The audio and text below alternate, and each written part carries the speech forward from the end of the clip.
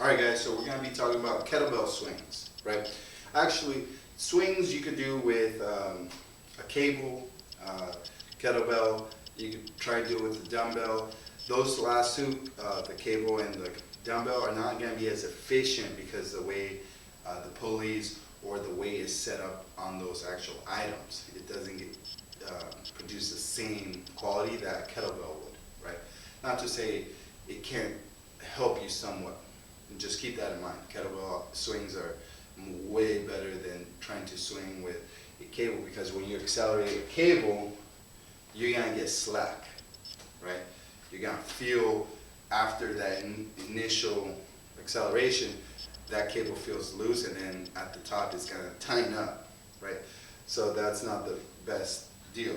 With the dumbbell, because the way the dumbbell weight is distributed, it doesn't create the same momentum or the same kind of like movement that a kettlebell would, right? So keep that in mind. Now, to get you set up on a kettlebell swing, so I'm going to demonstrate one.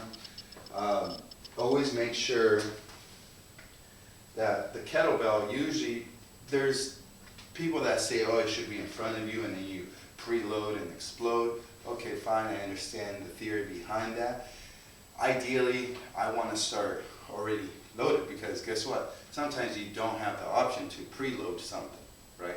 And you have to also practice in that fashion, right?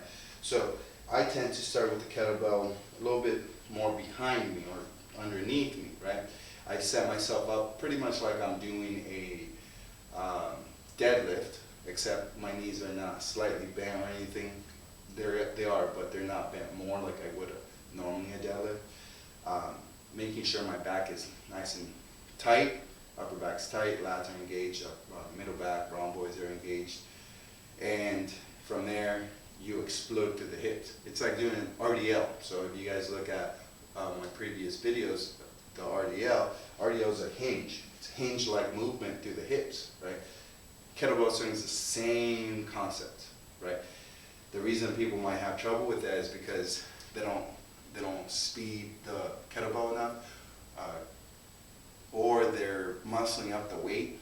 They're not controlling it efficiently, and by what I mean by control is just let it fluidly kind of like swing, right? They kind of try to like control the speed of the swing. You should just create speed and let it go, not physically, but you know, let it do its job while you're just making sure it's not getting out of hand anywhere, right? It should be a natural, more like fluid movement. So with that being said, we're here. We're going to get down, make sure our hands are right around it. Then you're going to load. Now sit back on your heels, okay, or load your hamstrings, so I feel tension in my hamstrings, right? And then you pop. So when you come down, you hinge, and then you pop through the hips. Just like any other movement, your hips are the main area where you're generating force through. So remember that. Your hips are by far the biggest area to produce power. And that's going to translate to an athlete or even a general, you know, stay-at-home mom or anything. Like if they're, let's say I'm picking up my kid, I want to, you know, what's going to happen is you look at it, it's, oh, here you go, Billy. You're going to pop through your hips. Use your legs, right? Your legs are a powerhouse. They're intended to do a lot of the work. Now your back, now your arms, your hips, your legs, right? So make sure you're utilizing that. If you're an athlete, think of most sports, you use your hips as the prime mover. For example, a sprinter, where are they pushing you? Their hip, right? You have a softball player or a baseball player, when they're swinging, guess what they're extending to? Their hip. You don't see a baseball player just swing like this, because then they're not going to create inertia. Football player, like thrower, you know, you're sprinting, you're a receiver, you're a lineman, like your hips are by far the powerhouse to you, to your body. So make sure you utilize that. So once again, when you're doing these, it's an RDL type movement, right? So you're loading your heels and you're more getting a load on your hamstrings, and then you're popping through the hips.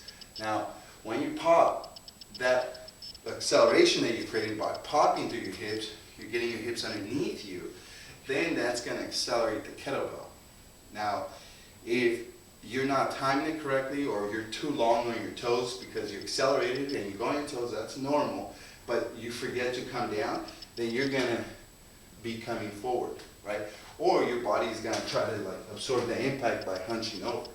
That means you don't have good control. So I might suggest you go down in weight and practice with that. Practice them slowly. That's fine, right? Just get the pattern down. Once you have the pattern, then kind of like exaggerate the pop through the hips. So that way you get that concept of, okay, at this I pop, and then I control, and then I pop, right, to re-accelerate.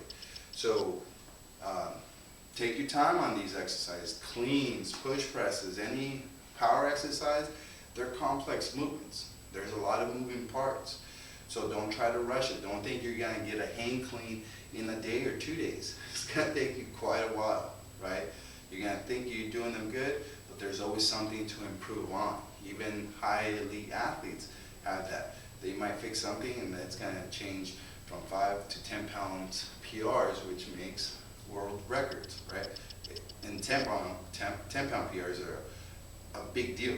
Like you're talking about 2.5, 5 pound PRs, kilos, 5, 10 kilos, maybe, right? So keep that in mind. If you guys need help programming or creating like a power program, a strength program, hypertrophy, lose weight, gain weight, etc., contact me at easyfitnesslife.com or email me easyfitnesslife@gmail. Also Facebook or Instagram at easyfitnesslife. Comment here. Let me know what you guys think, and if you guys want anything else, add to the channel. All right, guys, take care.